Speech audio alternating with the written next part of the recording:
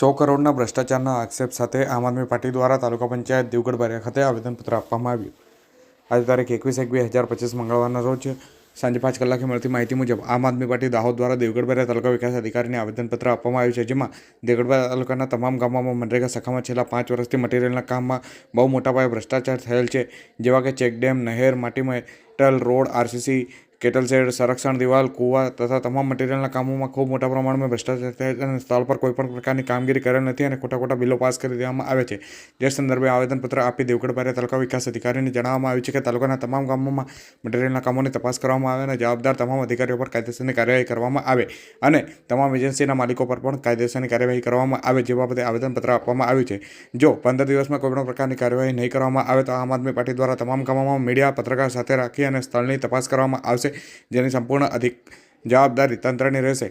આ આવેદનપત્ર આપતા સમયે દાહોદ જિલ્લા પ્રમુખ રાકેશ બારિયા, દાહોદ જિલ્લા યુવા મોરચા પ્રમુખ કૃષ્ણ ચારેલ, લીમખેડા તાલુકા પ્રમુખ સચિન રાવત, આશીષભાઈ ડામોર, મહેન્દ્ર માવી, સામાજિક કાર્યકર નિર્મલભાઈ ચારેલ હાજર રહ્યા હતા.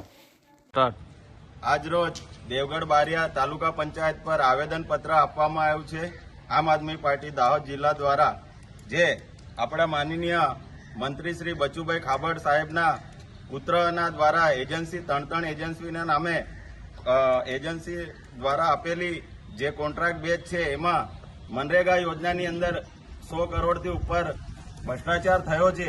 એટલે આજે અમે લોકોએ આમ આદમી પાર્ટી દ્વારા દેવગઢ બારિયા તાલુકા પંચાયત પર આવેદનપત્ર આપ્યું છે અને સાથે અમારી જોડે બધા પુરાવા છે. દરેક જગ્યા પર ભ્રષ્ટાચાર થયેલો છે. દરેક રોડ, રસ્તા, દરેક જગ્યા પર આ કન્ટ્રાક્શને ભ્રષ્ટાચાર કરેલો છે.